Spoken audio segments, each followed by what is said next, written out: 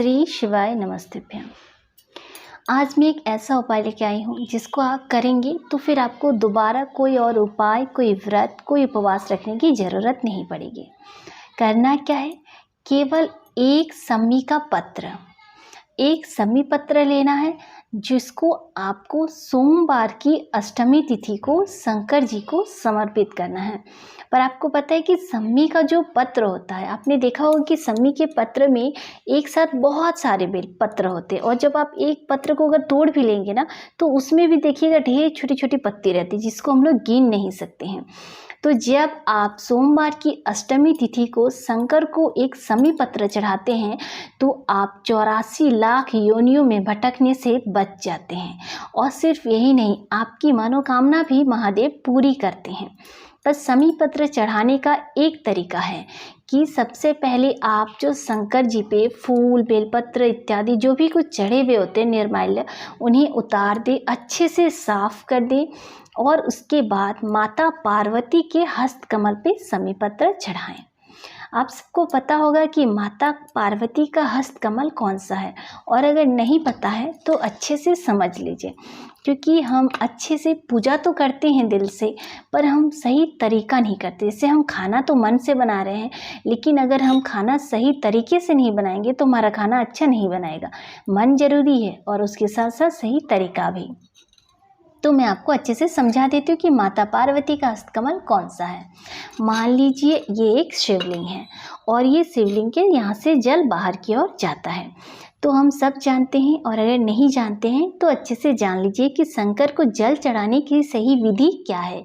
अगर आप रोज़ मंदिर जाते हैं या तो अब श्रावण के महीना आ रहा है, अब तो मंदिर जाएंगे ही, तो आप इसी विधि से जल चढ़ाइएगा तो आपकी मनोकामना पूरी अवश्य होगी। तो सबसे पहले जहाँ से जल बाहर की ओर जाता है उसका जो दाहिना तरफ होता है, दाहिना चरण, वो श्री गणेश जी का स्थान है।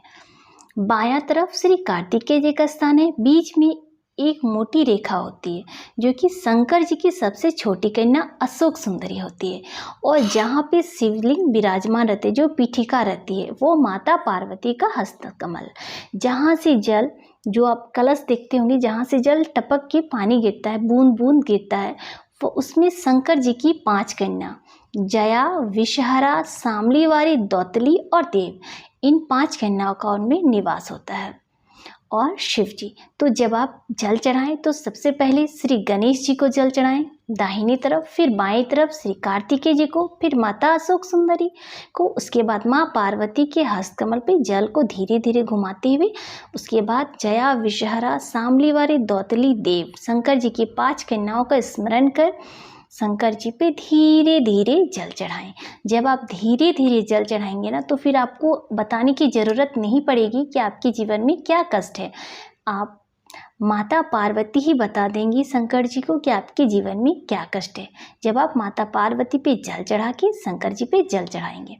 लेकिन हम लोग क्या करते हैं, मंदिर जाते हैं और 1 लोटा जल सीधे शंकर जी पे डालते हैं जल्दी जल्दी और आ जाते हैं। तो ऐसा नहीं करें, सही विधि से ही जल चढ़ाएं। तो जब आपको सम्मी का पत्ता चढ़ाना है सोमवार की अष्टमी तिथि के दिन, तो या ऐसे भी दिन, अगर दूसरे दिन भी प्रदोष हो या सोमवार का दिन हो या किसी भी दिन आप मंदिर जाएंगे और सम्मी का पत्र चढ़ाएंगे, तो सम्मी पत्र चढ़ाने का नियम ही यही है कि सबसे पहले आप जो शंकर जी पे रहते हैं फूल, बेलपत्र, चावल और भी बहुत कुछ इत्यादि, तो उस सबको साफ करें। ये जो पार्वती माँ का हस्तकमल है इसको भी अच्छे से साफ कर दिए पूरा। उसके बाद जो वो सम्मी का पत्र है उसको माता पार्वती के हस्तकमल पे रख दें। इससे आपकी जो भी मनोकामना है वह पूरी हो जाती है। तो ऐसे ही और भी सुंदर सुंदर और आसान उपाय पाने के लिए, जिससे कि आपकी बड़ी बड़ी बीमारियां दूर हो जाएंगी। घर नहीं बन रहा है तो घर बन जाएगा, संतान प्राप्ति नहीं हो रही तो संतान का सुख मिलेगा, शादी विवाह नहीं हो रहा है तो शादी विवाह भी होगा। आपके जीवन में जो भी समस्या है, सारी समस्याओं की उपाय पाने के लिए चैनल को सब्सक्राइब अवश्य कीजिएगा। वीडियो को अच्छा लगेगा तो शेयर कीजिएगा ताकि और लोगों को भी इसका लाभ मिल सके। श्री शिवाय नमस्तेभ्यं।